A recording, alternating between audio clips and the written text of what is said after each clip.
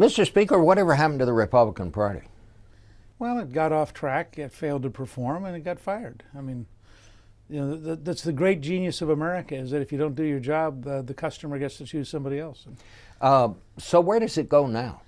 I think it's got to go back to basics. It's got to follow Reagan's advice in 1979 or 1975 and describe what's our vision of America's future, how would we solve problems. I do not think Republicans ought to be the loyal opposition. I think the Republicans ought to be the better solutions, better alternative party. When the president's right, they ought to be for him. I like, for example, what he said about winning the war on cancer, which Richard Nixon, you'll remember, first announced in 1969, and we're really close to winning it. And so I think we ought to find a way to help him when he's right and find a way to offer a better solution when he's wrong, but not worry much about being in opposition. We should talk about what it is we would do better, not what it is he's doing wrong. Where do you think the big fight is going to be over this budget?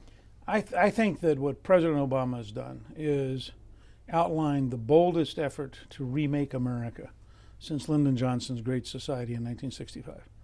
I think the biggest fight will be over taxes, and the biggest fight there will be over the energy tax, which he's proposing to raise $600 billion, which means that every person who uses electricity will pay more money. Every person who uses heating oil will pay more money. Every person who drives a car will pay more money. It is the broadest tax increase I can remember, and I think when people realize it, it will lead to an enormous explosion against the idea of this government taking that kind of money away from senior citizens and others. So I think he has courageously laid down a challenge to the whole country. He said, I want us to become a more left-wing country with a bigger government, with higher taxes. Now, do you want to go that way or not? And I think the challenge will be for those of us who don't want to go that way to articulate an alternative vision.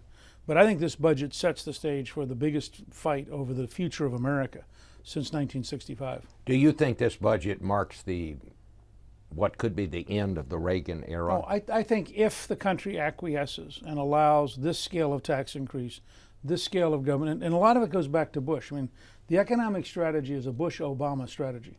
Started with the supplement, with the special stimulus of Bush-Obama strategy? Absolutely.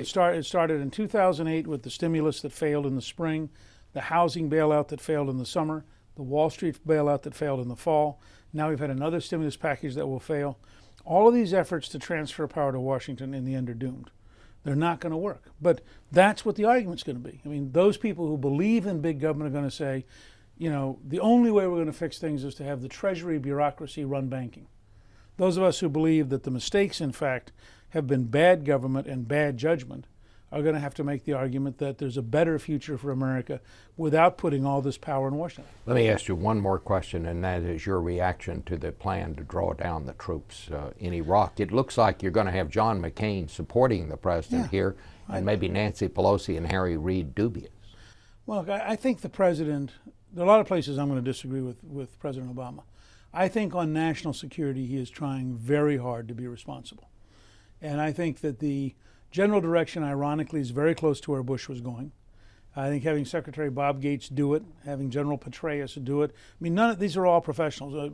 Major General John Kelly, who I know well, the Marine Major General, said the other day he is confident they have a pretty good chance of getting this done.